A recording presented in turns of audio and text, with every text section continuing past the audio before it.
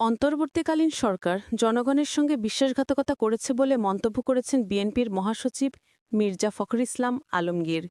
৩১ October শুক্রবার জাতীয় প্রেসক্লাবে জেএসডির ৫৩তম প্রতিষ্ঠা উপলক্ষে ফ্যাসিবাদ বিরোধী অংশীদারিত্বের গণতন্ত্র প্রতিষ্ঠা শীর্ষক আলোচনা সভায় এই মন্তব্য করেন তিনি। বিএনপি মহাসচিব বলেন, রাজনৈতিক দলগুলো সরকারের উপর যে আস্থা রেখেছিল তার মর্যাদা রাখেনি সরকার। জনগণের সাথে অন্তর্বর্তী সরকার বিশ্বাসঘাতকতা করেছে।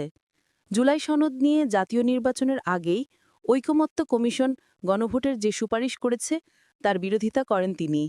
বলেন, জাতীয় নির্বাচনের আগে গণভোট করার কোনো সুযোগ নেই। মির্জা ফখরুল বলেন, বর্তমান সংকট তৈরি করেছে।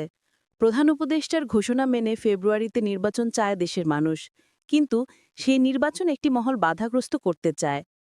বিএনপি মহাসচিব বলেন, বর্তমান রাজনৈতিক সংকটের জন্য দায়ী বর্তমান সরকার। প্রায় ১ বছর ধরে নানা বিষয়ে আলোচনার পর যে সমঝোতা হয়েছে সেটি বৃষ্টিতে ভিজে রাজনৈতিক দলগুলো স্বাক্ষর করেছে, কিন্তু সরকার সেই আস্থার মর্যাদা দেয়নি।